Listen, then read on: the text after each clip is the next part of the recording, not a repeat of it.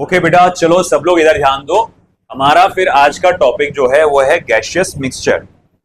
मेरे पास, मैं ऐसा इमेजिन करूंगा कि मेरे पास एक वेसल है जिसका एक सर्टेन वॉल्यूम भी है, उसमें दो गैसेस भरे हुए हैं अलग अलग, जो आपस में इंटरैक्ट हो नहीं होंगे, मतलब आपस में इंटरैक्ट होकर आपस में केमिकल रिएक्शन करके वो कोई एक नई गैस नहीं बनाने वाले, वो अपनी ओरिजिनलिटी को मेंटेन रखने वाले हैं। मान लो एक गैस थी, गैस नंबर 1, वो कितनी गैस थी, टोटल नंबर ऑफ मोल्स कितने थे उसके, μ1 थे। अच्छा ठीक है, दूसरी गैस है गैस नंबर 2, उसकी कुल मिला के कितने नंबर ऑफ मोल्स है, μ2 है। तो मैं बोलूंगा अच्छा फिर बताओ पूरे डब्बे में कुल मिला के कितनी मोल्स ऑफ गैस है, तो आप सिंपली क्या करेंगे, μ1 प्लस μ2। तो मैं इसी बात को यहां पे लिखूंगा, consider a vessel of volume V containing mixture of two gases, mixture of two non-interactive gases. Okay, the total number of moles of gas is mu equals to μ1 plus μ2, है कि नहीं? ये टोटल नंबर ऑफ मोल्स आ जाएगा। Okay चलो ठीक है, मान लिया। अच्छा, नंबर ऑफ मोल्स को अपन क्या लिख सकते हैं, mass of gas upon molar mass of gas. अगर मैंने कहा कि अच्छा ठीक है चलो मुझे बताना तो कुल मिला के टोटल मोलार मास कितना हो, मोलार मास कुल मिला के, तो मैं बोलूंगा ठीक है भाई, सबसे पहले तो इसको मेंशन काय में करना है, मास ऑफ गैस में मेंशन करना है क्या, ठीक है। ओके, फिर मैं बोलूंगा टोटल मोलार मास कितना रहेगा गैस का, तो मैं क्या करूंगा, मोलार मास नहीं गलत जा रहा हूं, मेरे को कैलकुलेट करना है टोटल मोलार मास, तो मैं बोलूंगा टोटल मास ऑफ गैस क्या रहेगा, total mass of gas, molar mass नहीं, मैं क्या बोल रहा हूं डायरेक्ट मास ऑफ गैस। तो मैं बोलूंगा टोटल मास ऑफ गैस क्या रहेगा, तो mass of first gas plus mass of second gas. अच्छा ठीक है, अब सिंस मैं एक बात जानता हूं, mu is equal to M upon M zero, है ना, तो एम को क्या लिख सकते हैं अपन यहां पर, mu times of M zero. अच्छा ठीक है चलो मान लिया, तो अगर ऐसी बात है तो मैं यहां लिखूंगा mu net M zero net is equal to μ1 m1 plus μ2 m2। तो मैं यहां लिख सकता हूं देयरफॉर नेट मोलार मास कितना हो जाएगा, μ1 m1 plus μ2 m2 upon mu net, और म्यू नेट कितना बेटा, μ1 प्लस μ2, तो ये है μ1 प्लस μ2। तो ये मेरे पास टोटल मोलार मास कैलकुलेट करने का formula, μ1 m1 plus μ2 m2 upon μ1 plus μ2, ठीक है। और इसी तरह से कुछ और फॉर्मूले आएंगे तुम्हारे पास सामने। देखो तुम्हारे को मॉड्यूल में आया था, कुछ क्वेश्चंस थे आए थे, तुमने मुझसे पूछे थे कि भाई ये क्वेश्चन कैसे करेंगे, मैंने कहा था मिक्सचर ऑफ गैसेस से रिलेटेड है। अगर तुमसे पूछा जाए कि देखो भाई जो गैस नंबर 1 है उसका specific heat capacity at constant volume क्या है, CV1 है। गैस नंबर 2 है, उसका specific heat capacity at constant volume CV2 है। और अगर मैंने कहा अच्छा दोनों गैस को मैंने एक साथ डाल दिया, तो अब बताओ कि specific heat capacity at constant volume क्या होगा। बात समझ रहे क्या, specific heat capacity at constant volume का मतलब क्या, इमेजिन ऐसा कर, ये डब्बे में गैस नंबर 1 रखी हुई है ना, ये डब्बे में कौन सी गैस रखी है, गैस नंबर 1। तुम उसको हीट कर गर्म कर रहे, तुम चाह रहे कि उसका टेम्परेचर 1 डिग्री सेल्सियस से बढ़ाएंगे। अच्छा ये डब्बे का वॉल्यूम बढ़ रखा है उससे, नहीं, अपन ने वॉल्यूम को फिक्स रखा, एकदम बढ़ेगा नहीं। अच्छा ठीक है, तो मैं बोलूंगा कि यहां पर मैं इसको वॉल्यूम को बढ़ने नहीं दूंगा। मैंने गैस नंबर 1 रखा, मैंने हीट दिया, टेम्परेचर 1 डिग्री सेल्सियस बढ़ गया, मैंने नोट करा कि मैंने कितनी हीट दिया, उसको बोलूंगा मैं CV1, ठीक है। अच्छा ठीक है, फिर अब ये गैस निकाल दो, पूरी खाली कर दो, ओके दूसरी नंबर की गैस डालो। अच्छा दूसरी नंबर की गैस डाल दिया मैंने, और अब मैंने बोला कि अब इसको हीट कर, हाँ कर रहे हैं, टेम्परेचर बढ़ेगा, अब बढ़ेगा, जरूर बढ़ेगा।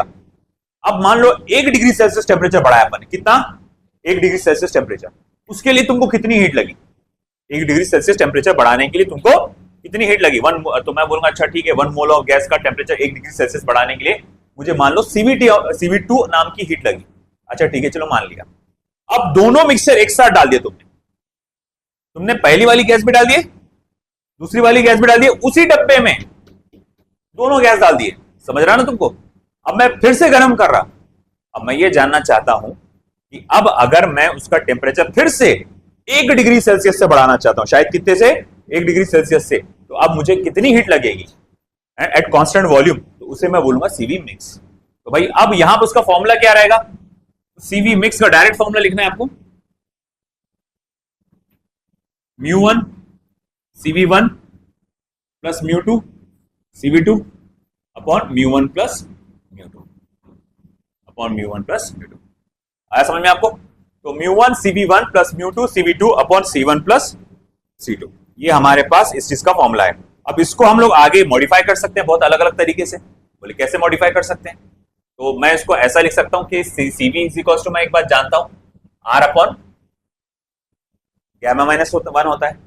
तो मैं इसको ऐसा लिख सकता हूं, μ1 R upon gamma 1 minus 1 plus μ2 R upon gamma 2 minus 1 upon μ1 plus μ2 upon क्या आएगा बेटा? μ1 प्लस, ये आएगा सीवी मिक्स। और मैं एक और बात जानता हूं कि म्यू को क्या लिख सकता हूं बेटा मैं? मास ऑफ गैस है upon molar mass of gas. ठीक है, तो मैं इसको ऐसा लिख सकता हूं, m1 upon capital M1 CV1 m2 upon capital M2 CV2, है ना, m1 अपॉन कैपिटल M1 और सॉरी और m2 अपॉन कैपिटल M2। आप इसको ऐसा भी लिख सकते हैं। आप चाहे तो यहां पर भी वो लिख सकते हैं, m1 अपॉन कैपिटल M1 आपका R upon gamma minus 1, gamma 1 minus 1 plus m2 upon capital M2 R upon gamma 2 minus 1 upon m1 upon capital M1 plus m2 upon capital M2। आई बात समझ में आपको? तो इस तरह से आपने देखो सीवी मिक्स की वैल्यू आती है। सारे फॉर्मूले नहीं है लिखे वहां पे, आप ऐड कर डालो उस चीज के अंदर, मतलब पहले देख लो फिर बाद में ऐड करना। अब देखो, अब अगर आपको ये आ गया तो आप सीपी मिक्स भी निकाल सकते हैं। सीपी मिक्स आप इजीली कैलकुलेट कर सकते हैं। बोले कैसे? अरे जैसा सीवी मिक्स था वैसे ही सीपी मिक्स आएगा एट कांस्टेंट प्रेशर। तो बोले वो क्या रहेगा? μ1 CP1 plus μ2 CP2 upon μ1 plus μ2। Okay, got that. अब एक बात शायद आपको मालूम हो कि सीपी को क्या लिख सकते हैं आप? Gamma into R upon gamma minus 1, ये सीपी की वैल्यू है। तो अगर ऐसी बात है तो मैं इसको कैसे लिख सकता हूं फिर, ये वाले फॉर्मूले को जैसे ये लिखे थे, कैसा आएगा? μ1 gamma 1 R upon gamma 1 minus 1 plus μ2 gamma 2 R upon gamma 2 minus 1, okay, upon आ जाएगा μ1 प्लस μ2। और अगेन बिल्कुल पहले की तरह आप एक और फॉर्मूला लिख सकते हो यहां पे, m1 upon capital M1 CP1 m2 upon capital M2 CP2 upon m1 upon small m1 upon capital M1 plus small m2 upon capital M2। आप इसको ऐसा भी लिख सकते हो, है ना। और अगर आप चाहे तो बिल्कुल पहले की तरह जैसे ये लिखे थे आपने, m1 upon capital M1 r upon gamma minus 1 की जगह gamma 1 r upon gamma 1 minus 1 plus m2 upon capital M2 gamma 2 r upon gamma 2 minus 1। क्या बोल रहे बेटा? क्या बोल रहे? तो gamma 2 r upon gamma 2 minus 1 divide by m1 upon capital M1 plus m2 upon capital M2। अब देखो आपको इसमें से शायद दो ही लिखे हुए, इसमें से मैंने 4 लिख कर दिया आपको फॉर्मेशन, उसमें शायद दो ही है आपके नोट्स में, तो उसमें बाकी के 2 आप ऐड कर डालो। सीपी मिक्स में शायद चारों है क्या? वो r अपॉन μ1 प्लस μ2 को कॉमन निकाला बस उसने, और कुछ नहीं। सीबी मिक्स में चारों है, सीबी मिक्स में सिर्फ दो ही है, तो आप उसको सीबी मिक्स में दो ऐड कर डालो।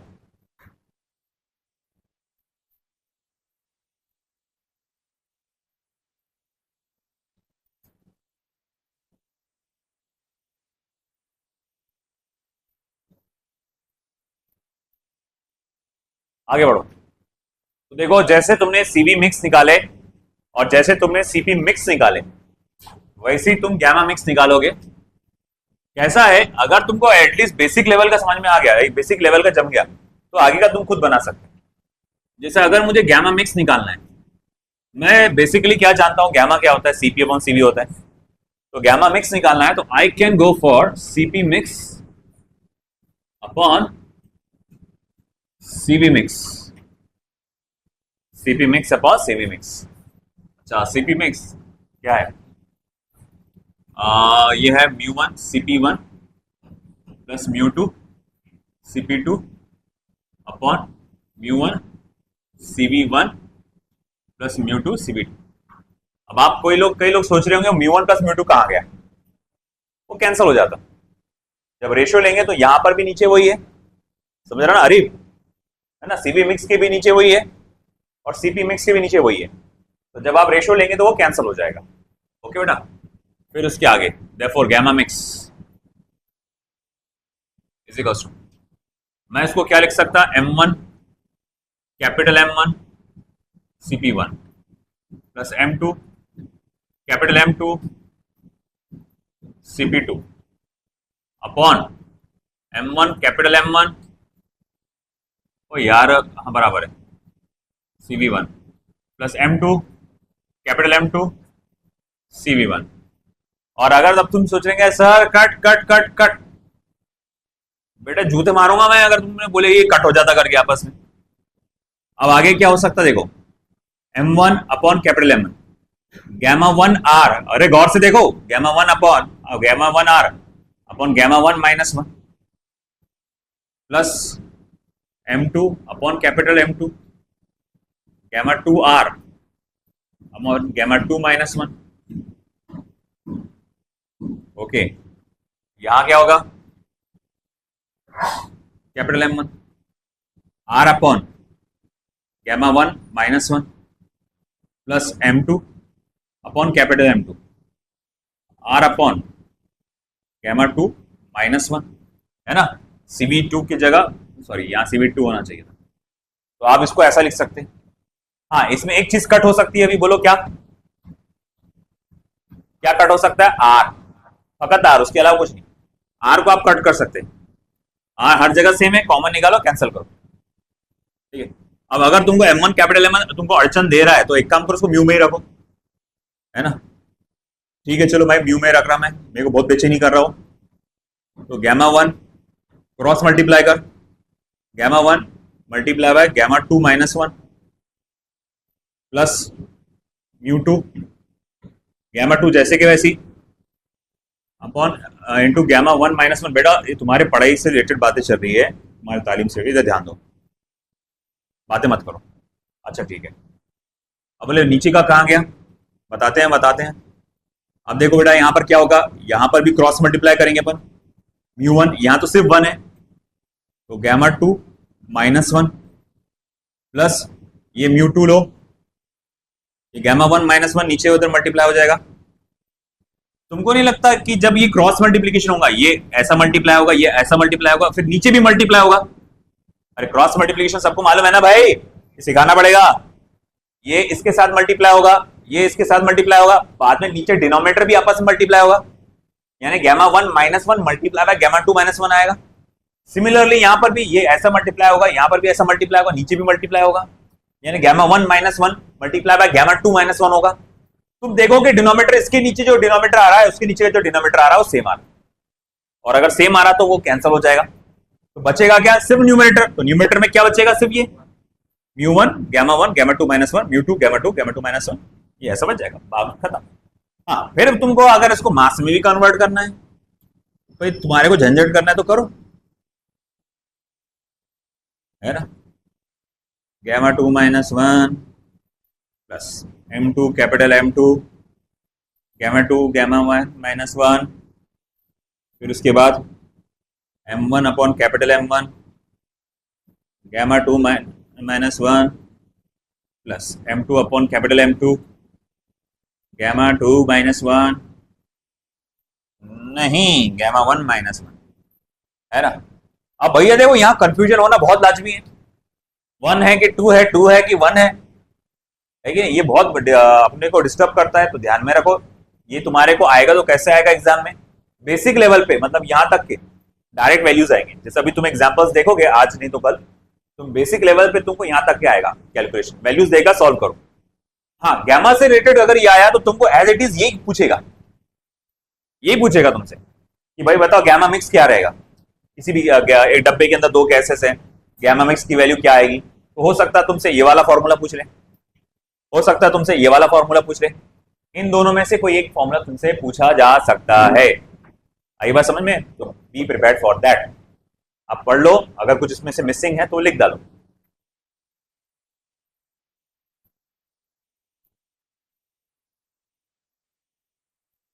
चलो इधर ध्यान दो। तो पहला प्रॉब्लम देखो हमारे पास ऐसा है,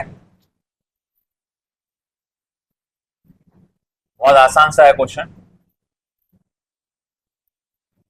find the total energy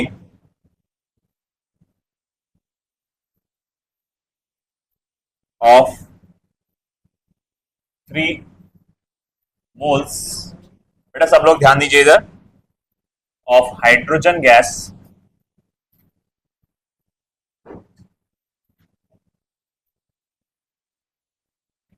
at temperature capital T, in terms of T चाहिए होगा आपको, और क्या। बहुत आसान सा क्वेश्चन है, बहुत आसान। तो मैं कहूंगा ओके, मुझे कहा गया है इंटरनल एनर्जी निकालने को 3 मोल्स ऑफ हाइड्रोजन गैस का, U is equal to mu C V into T, mu C V into T, है ना। नहीं ना सर, वो डेल्टा तो चेंज इन इंटरनल एनर्जी आता, delta mu is equal to delta U is equal to mu C V delta T, आपने सिर्फ internal energy निकालना है। U is equal to mu, number of moles, बोल बोल बोल कितना है 3। अच्छा कौन सी गैस है, hydrogen gas, mono atomic, diatomic, diatomic, diatomic, di diatomic, अच्छा ड्राई, तो डायटोमिक गैस है अगर, तो बता सीवी की वैल्यू क्या होगी, 5/2 times of R into T, यानी कि 10 आर टी अपॉन 2, यानी कि सिंपली 5 नहीं रे 15 आर टी, है ना, 15 आर टी। बस इतना भी लिखे तो आप काफी है। अगला,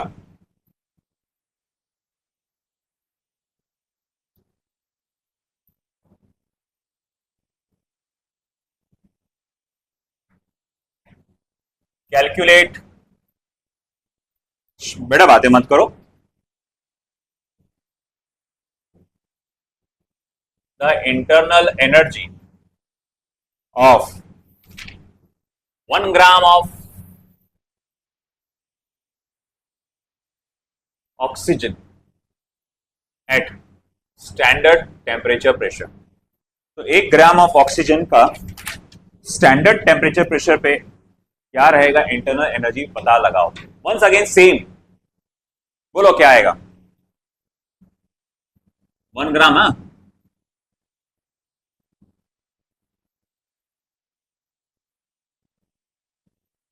mu CV into T, temperature को उसने इनडायरेक्टली बोल दिया है एट एसटीपी, और स्टैंडर्ड टेम्परेचर की वैल्यू क्या होती 273 केल्विन। म्यू, अरे सर म्यू तो नहीं है, अरे कोई बात नहीं, mass of gas upon molar mass of gas, mass of gas कितना बेटा 1 ग्राम, मोलार मास क्या होता है इसका, और ऑक्सीजन क्या है, बहुत अच्छी गैस है, अभी तो डाई है कि मोनो है, डाई, डायटोमिक गैस है। अच्छा तो क्या आएगा फिर, विच 5/2 टाइम्स ऑफ आर इंटू 273।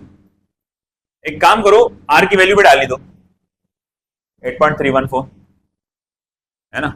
देखो फिर कितना आता, 5 multiply by 8.314 multiply by 273 divided by 64। Okay, log book से सॉल्व करना पड़ेगा, ठीक है। I save your time. 177.2 joules आएगा इसका answer, 177.2 joules. This will be your answer.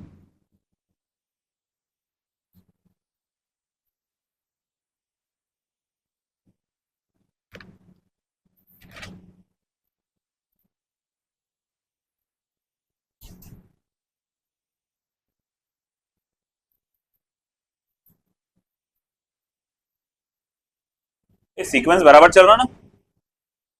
अगला ये है ना 10 moles of oxygen.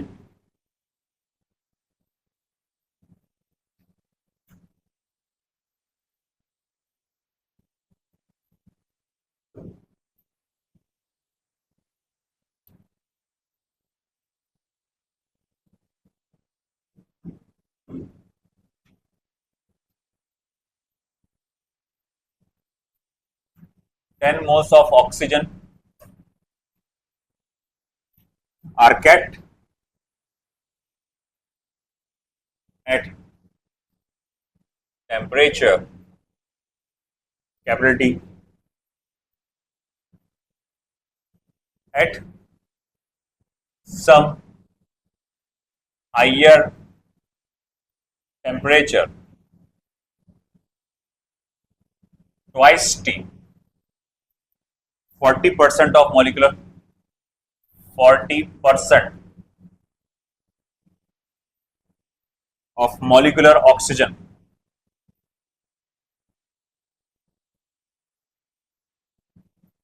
breaks into atomic oxygen. Full stop. Find the change in internal energy of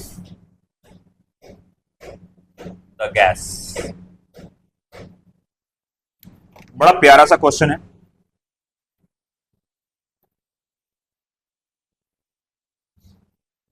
देखते हैं आप लोग दिमाग लगा पाते हैं क्या। मुझे बताओ उसकी स्ट्रेटेजी क्या रहेगी। सोचो, आप पहले दिमाग को पुश करो।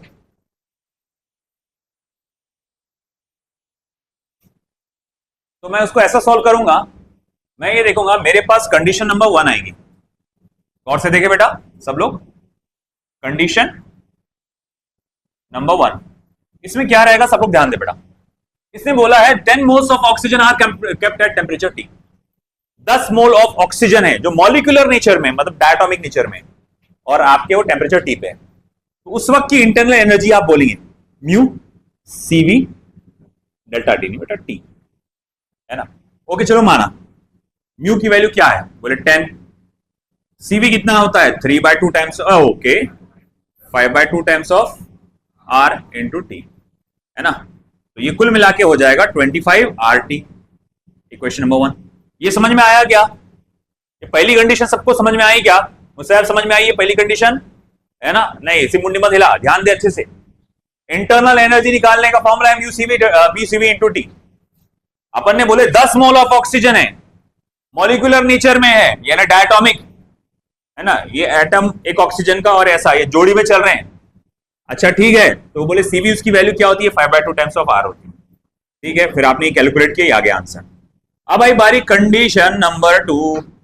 अब क्या हो गया कंडीशन नंबर 2 में, भैया 10 में से जो 4 है वो अलग अलग हो गए, है ना। वो अगर मैं बोलूंगा देखो ये 1 2 3 4 5 6 7 8 9 10। पहले सीन ऐसा था, सारे के सारे एटम्स जोड़ी बना के थे, सारे के सारे मॉलिक्यूल ऑक्सीजन के जोड़ी बना के थे। मगर अब क्या हो गया, उसमें से 4 जो है वो अलग अलग हो गए। अब ये अलग अलग गिने जाएंगे,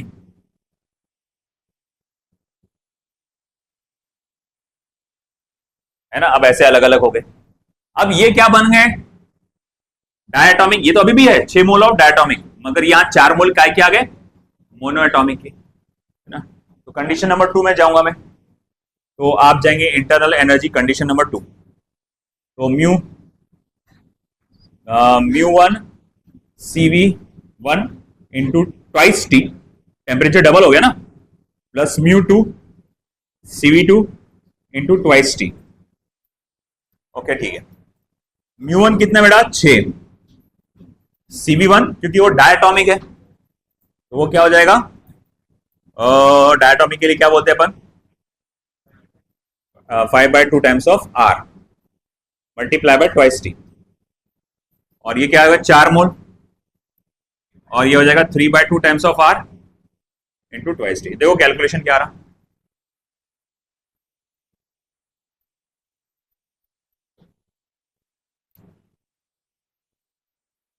हाँ मैं गलत हो रहा था, एक में गड़बड़ गलत हो रहा है मेरा, मैं सोच ही रहा था गलत हो रहा। बताओ एक गलती क्या होगी,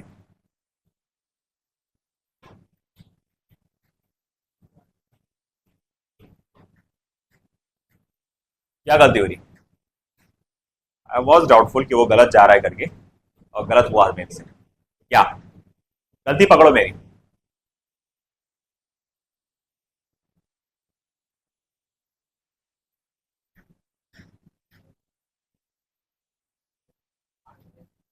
हाँ 8 हो जाएंगे, ये स्प्लिट हो गया ना। अब पहले इन दोनों को एक ही पकड़ रहे थे ना, पहले इन दोनों को एक एक पकड़ रहे थे ना, एक जोड़ी को एक पकड़ रहे थे, अब एक जोड़ी को एक पकड़ना पड़ेगा क्या आपको, सबको अलग अलग पकड़ना पड़ेगा। अब इसको अलग, इसको अलग, इसको अलग, इसको अलग, इसको अलग, इसको अलग, इसको अलग, लेकिन तो अब ये कुल मिला के कितने हो जाएंगे फिर 8, 4 नहीं 8 हो जाएंगे। अब करो,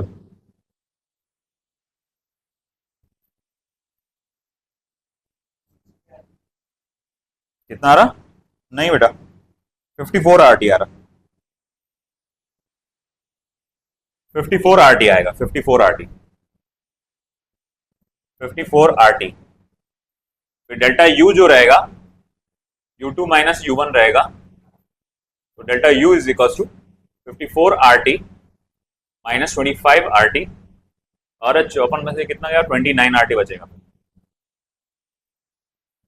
delta U 29 RT।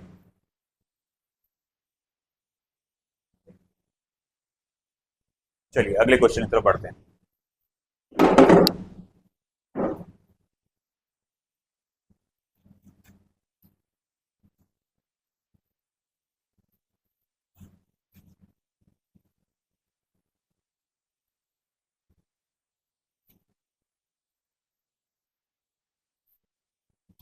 Next question, at a given temperature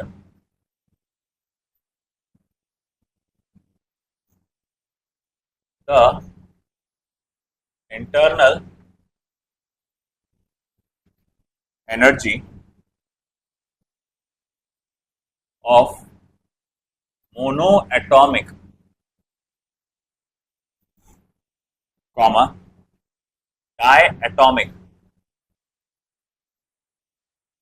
gas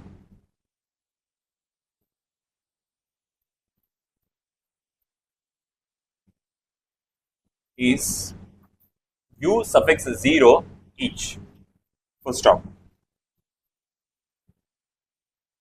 Find their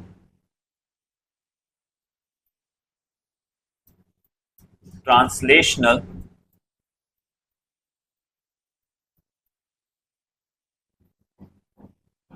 and rotational energies separately.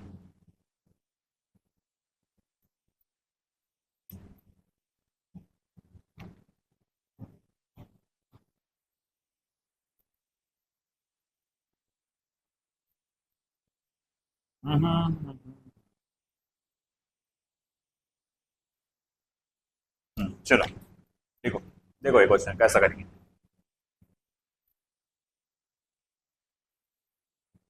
देखो बेटा fast,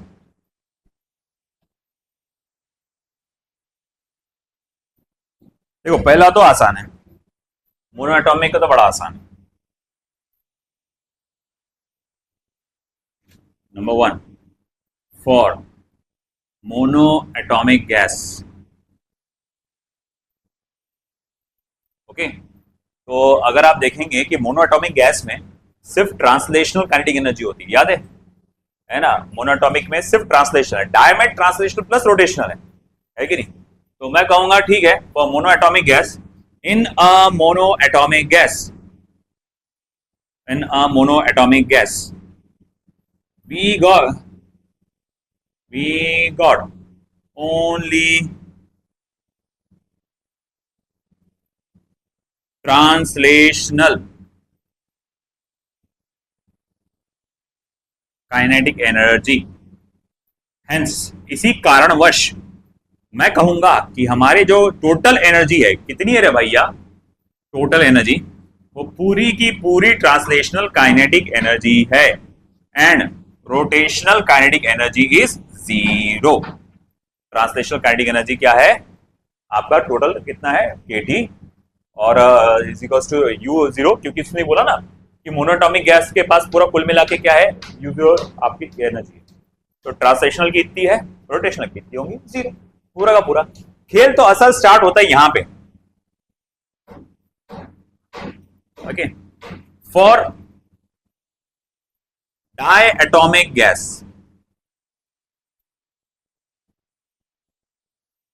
for diatomic gas, diatomic gas के लिए है ना, diatomic gas has in total कितने डिग्रीज ऑफ फ्रीडम है बताएगा भाई कोई? Very good, in total 5 degrees of freedom, out of which 3 are translational and 2 are rotational। तुम बोलोगे भैया मेरे पास जो गैस है ना, मोनोएटॉमिक गैस, उसके पास कुल मिला के 5 डिग्री ऑफ फ्रीडम है, उसमें से 3 काय के हैं? ट्रांसलेशनल डिग्री ऑफ फ्रीडम है, मतलब आउट ऑफ 5 3 आर ट्रांसलेशनल है कि, and out of 5 2 R rotational. अब जरा सोचो क्या होगा, लगाओ दिमाग, 1 मिनट के लिए थोड़ा सोचो, 30 सेकंड के लिए थोड़ा सोचो। हमारी बॉटल किधर है?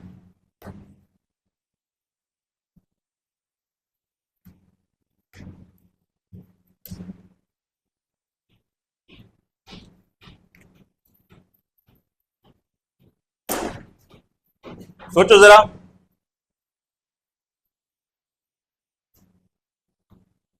क्या होगा? अरे वेरी सिंपल, 5 के 5 डिग्रीज ऑफ फ्रीडम के पास एनर्जी क्या है ना? All 5 degrees of freedom, all 5 degrees of freedom has total internal energy S U zero, है ना? 1 2 3 4 5, मान लो पांचवा बंदा यहां रखा, तो ये पांचों के पास कितनी एनर्जी है? You zero.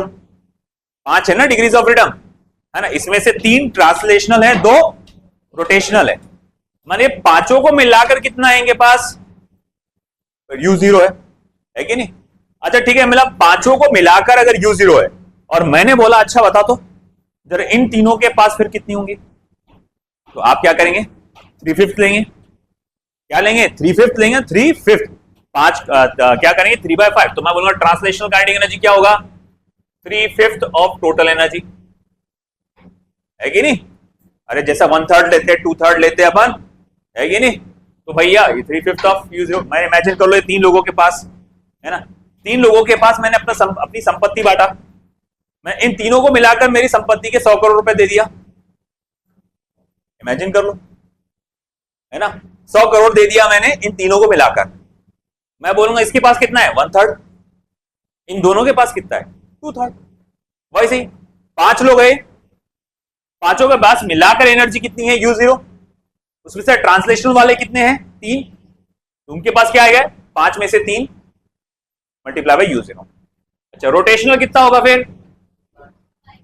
2/5 you zero. यही बात समझ में। तो इस तरह से ये हमारा आंसर आया, लिख लो। कुल मिला के कितने क्वेश्चन है इसमें? अगला है हमारे पास 2 moles of helium are mixed with 2 moles of hydrogen. ध्यान दो बेटा इधर।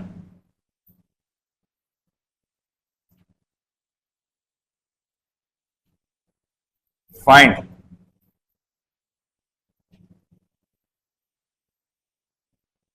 CV of mixture, CP of mixture, third gamma of mixture।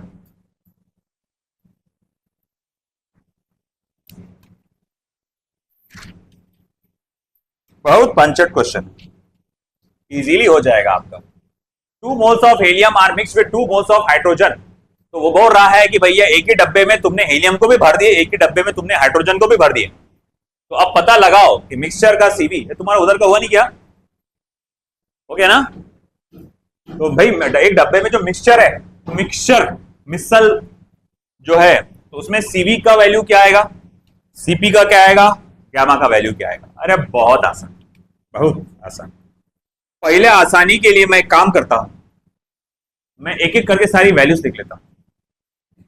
मैं जानता हूं कि फॉर हेलियम,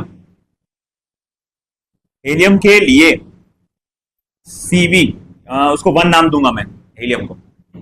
हेलियम कौन सा है gas? Mono di monoatomic. तो उसका लिए सीवी की वैल्यू क्या होती है? 3/2 टाइम्स ऑफ आर, है ना? ओके चलो माना। सीपी की वैल्यू क्या होती है? 5/2 टाइम्स ऑफ आर। और फिर उसके बाद गामा की वैल्यू होती है 5/3। हालांकि इसकी जरूरत नहीं पड़ने वाली, फिर भी लिख लो। फॉर हाइड्रोजन, हाइड्रोजन कैसी गैस है भाई? Diatomic. 5/2 times of R, 7/2 times of R, 7/5। आई बात समझ में? आता का है? आता ए भगा, तो सीवी मिक्स निकालना है। तो μ1 CV1 plus μ2 CV2 upon μ1 plus μ2। Okay got that. फिर उसके बाद क्या? μ1 कितने मोल्स ऑफ ऑक्सीजन है, हाइड्रोहीलियम है भैया? 2। ओके भैया मान लिया।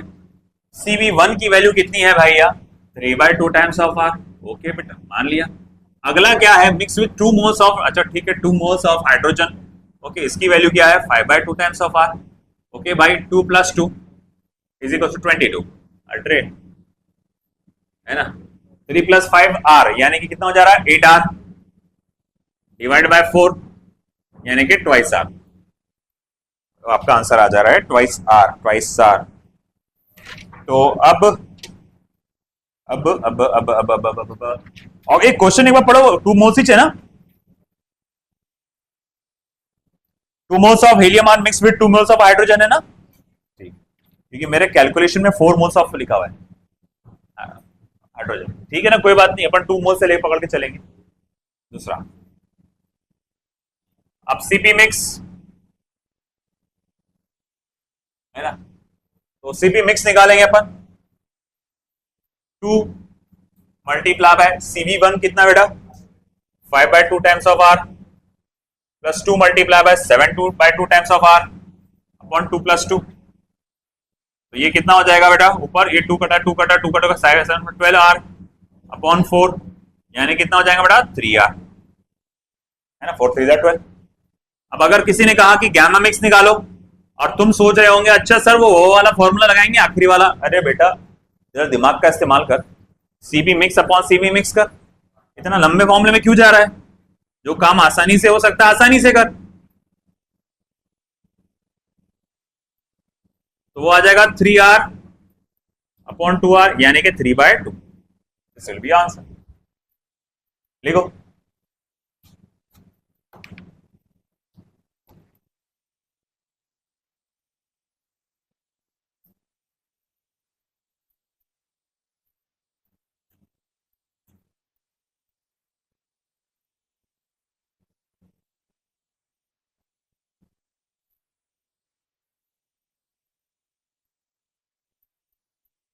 तो बहुत आसान सा एक क्वेश्चन तुम्हारे सामने मौजूद है।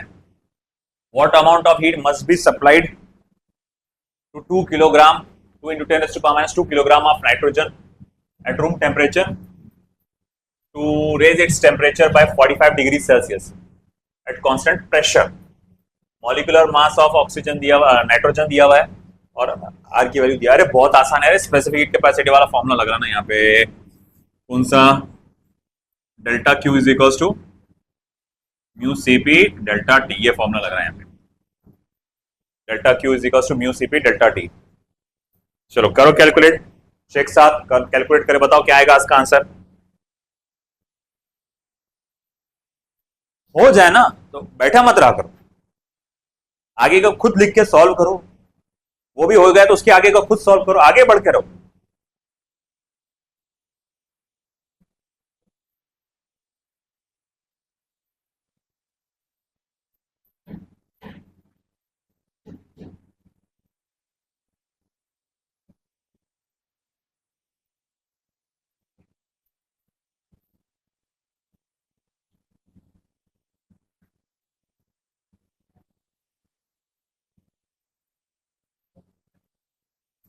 देखना चेंज इन टेम्परेचर चाहिए ना,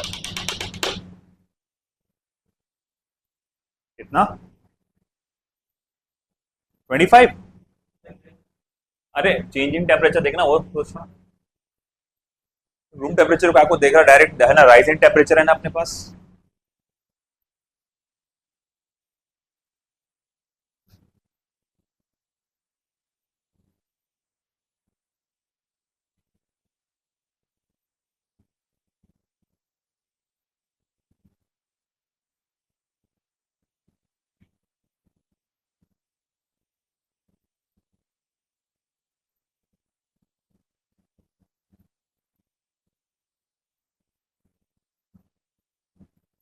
मैंने ये अब जो मास था ना तुम्हारा किलोग्राम में, उसको ग्राम में कन्वर्ट कर डाला।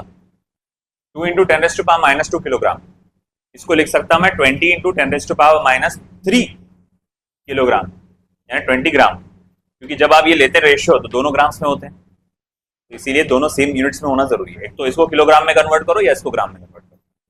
अब करो सॉल्व, क्या रहा 7 1 जा 7 4 जा 5, करो आसान है।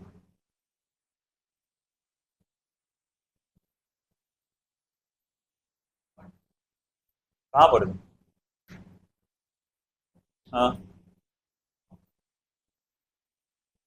2 पॉइंट, अरे बेटा ये 2 इंटू 10⁻².0 है वो, अभी वही तो बोला ना मैंने। वो मास से है, मास ऑफ गैस है, वो 2.0 यानी कि 2 इंटू 10⁻²2 किलोग्राम है ना। मुझे उसको कन्वर्ट करना है ग्राम्स में, समझे ना।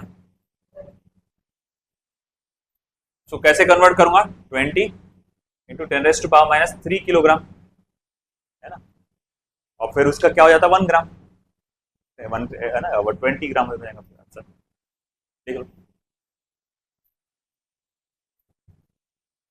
कितना रहा आंसर।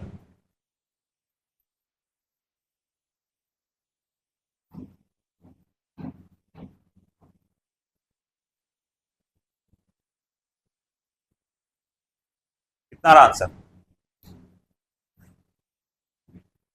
945 नहीं, थोड़ा सा फर्क है, थोड़ा सा फर्क है, थोड़ा सा और देगा उसको। 37 बहुत नजदीक हो गया, और थोड़ा नजदीक। तूने क्या आर की वैल्यू क्या डाला? अच्छा 25/3, शायद उस वजह से आया। और देखो वैसे करेक्ट आंसर जो होना चाहिए, इट शुड बी 933.38 जूल्स, है ना। आया समझ, लिख लो।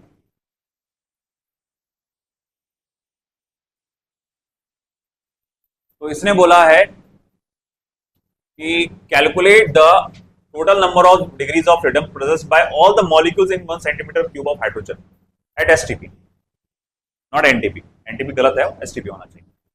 तो आप वो कह रहा कि मैंने क्या कहा, देखो वैसे सबसे पहले मैं ये बात जानता हूं कि हाइड्रोजन क्या है, डायटोमिक। डिग्रीज ऑफ फ्रीडम कितने? 5। तो अगर एक मॉलिक्यूल पकड़ूंगा, एक मॉलिक्यूल पकड़ूंगा तो इस एक मॉलिक्यूल के पास कितने डिग्रीज ऑफ फ्रीडम रहेंगे? 5, है ना? तो भाई 5 डिग्रीज ऑफ फ्रीडम रहेंगे। ओके, अगर मैंने ऐसे 2 पकड़ लिया, बता तेरे कितने, तेरे कितने, तो बोले मेरे पास 5 है, तेरे पास 5 है, कुल मिला के तुम दोनों के कितने हो जा रहे? फिर वो 10 हो जा रहा। अब ऐसे ही मुझे ये जानना है कि 1 सेंटीमीटर क्यूब वॉल्यूम में कितने बेटा, 1 सेंटीमीटर क्यूब वॉल्यूम में कितने हाइड्रोजन गैस के कितने मॉलिक्यूल्स होंगे? देखो कुछ बातें मैं ऑलरेडी जानता हूं। बोले कैसी, कौन सी बातें? As we already know, as we know, total number of molecules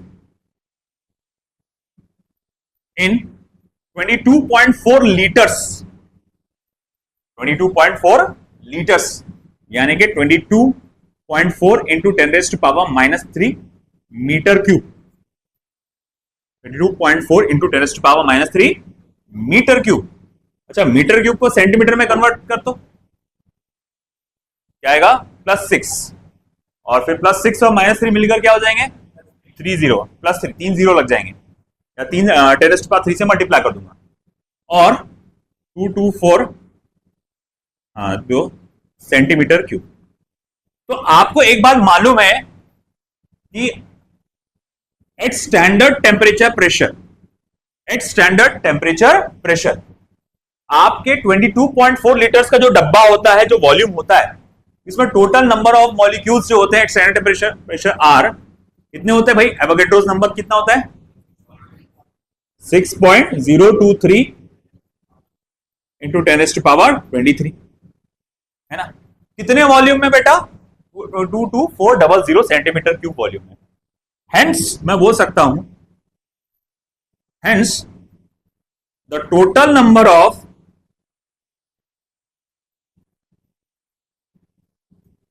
hydrogen molecule in 1 centimeter cube, hence the total number of hydrogen molecule in 1 centimeter cube of volume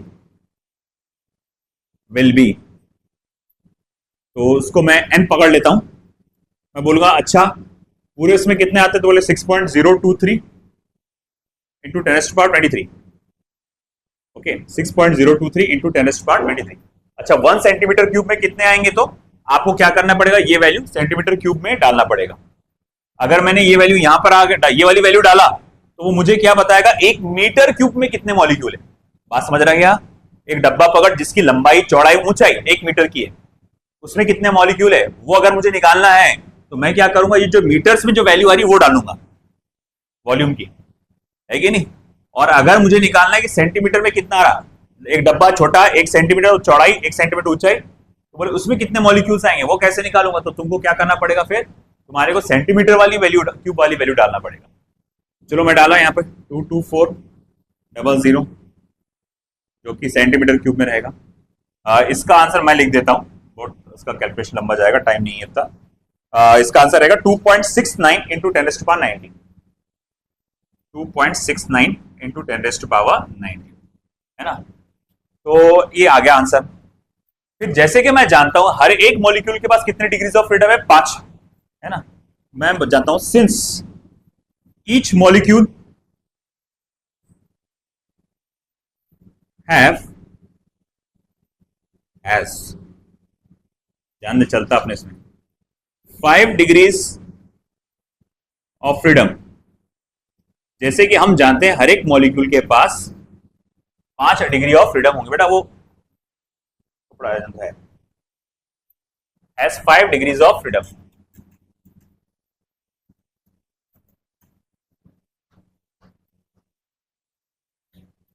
क्योंकि यहां पर हर एक मॉलिक्यूल के पास 5 डिग्री ऑफ फ्रीडम है, hence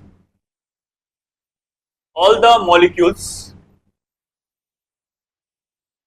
of hydrogen in 1 centimeter cube volume will have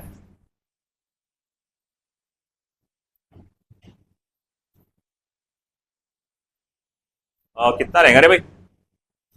will have equal to 2.69 into 10⁻90 multiply by 5, जो कि cancer value क्या आएगी इसके अंदर 1.34 इंटू 10⁻20 1.34 इंटू 10⁻20 बस number of degrees of freedom कितना आएगा ऐसा आया समझ में वेल दैट्स इट बाकी का मैं कर लूंगा जितने हो सकते हैं खुद से पहले करके रख लो